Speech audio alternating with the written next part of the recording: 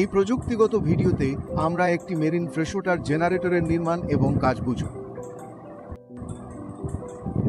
এই টেকনিক্যাল ভিডিওতে আমরা জানব কিভাবে জাহাজের জন্য মেরিন ফ্রেশওয়াটার জেনারেটর কাজ করে।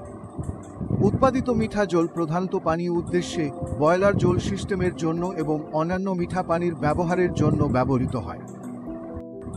একটি শেল এবং টিউব টাইপ মেরিন ফ্রেশওয়াটার জেনারেটরের নির্দেশাবলী বুঝতে শুরু করা যাক।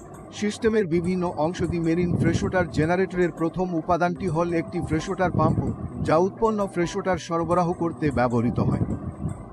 জেনারেটর থেকে সাকশন নিয়ে জাহাজের ফ্রেশওয়াটার ট্যাঙ্কগুলিতে পাঠানো হয়। স্বাভাবিক রেট ক্ষমতা প্রতি ঘন্টা 3 থেকে 5 M3 থেকে পরিবর্তিত হয়, যা প্রধানত সরবরাহ মাথার উপর নির্ভর করে। দাবভার্সে দ্বারা প্রচালিত।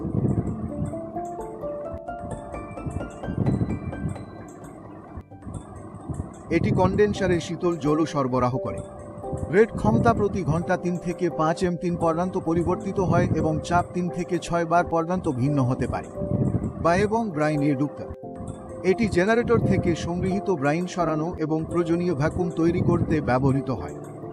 এভাপোরেটর, এটি মেরিন ফ্রেশওয়াটার জেনারেটর শেলের ভিতরে তৈরি ভ্যাকুয়ামের সাহায্যে নিম্ন তাপমাত্রায় সমুদ্র জল উৎসর্জন করার জন্য ব্যবহৃত হয়। কনডেনসার, মিঠা পানির বাষ্পকে ঘন করে এবং তাদের পরবর্তী ব্যবহারের জন্য তরল অবস্থায় সংগ্রহ করা হয়। দাবভার্স দ্বারা চালিত।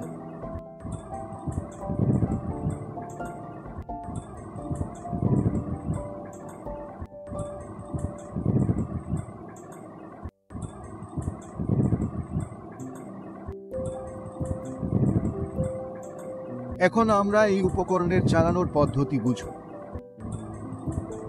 ইজেক্টর পাম্প লাইনের ডিসচার্জ এবং সাকশন ভালভ খোলো। ফিডওয়াটার ভালভ খুলে মিঠা পানির জেনারেটর ইভাপোরেটরে ঢেকে নিন। ইজেক্টর পাম্প চালু করুন। জল কন্ডেনসার এবং এর ব্রাইন এডুক্টর দিয়ে পাস হবে। ইজেক্টর পাম্প বাষ্পীভবনে ফিড জল সরবরাহ করে, যা পরে মিঠা পানিতে রূপান্তরিত হয়। ইডাক্টর মিঠা পানির জেনারেটরে প্রয়োজনীয় ভ্যাকুয়াম তৈরি করবে। কন্ডেনসারের ইনলেট ভালভ খোলার আগে জ্যাকেট ওটার ডিসচার্জ ভালভ ওপেন করুন। দাবভার্স দ্বারা চালিত। জেনারেটরটি স্লোভে ফেলুন। মূল জ্যাকেট জলের চাপটি নিয়মিত চেক করতে থাকুন। জ্যাকেট পানির তাপমাত্রা উঠানোর ফলে জলীয় বাষ্প উৎপন্ন হবে। কেননা নিম্নচাপে পানি স্বাভাবিক ফুটন্ত তাপমাত্রায় থেকে কম তাপমাত্রায় ফুটে। উৎপাদিত জলবাষ্প ডিমিস্টার দিয়ে যাবে, যা নৈকট্যে আছে লবণ সরিয়ে দিবে এবং কেবল জলবাষ্পটি যাবে। শেল তাপমাত্রা বৃদ্ধি পাবে এবং শূন্যস্থানে সামান্য ড্রপ হবে। দাবভার্স দ্বারা চালিত। বাষ্পটি কন্ডেনসারে সমুদ্রের জল দ্বারা শীতল হয়ে যাবে এবং মিঠা জল হিসাবে সংগ্রহ করা হবে। লবণ সংগ্রহ হবে নিচে ব্রাইন আকারে। ইডাক্টর সমুদ্রে ব্রাইন নিয়ন্ত্রণভাবে বিস্তারিত করবে।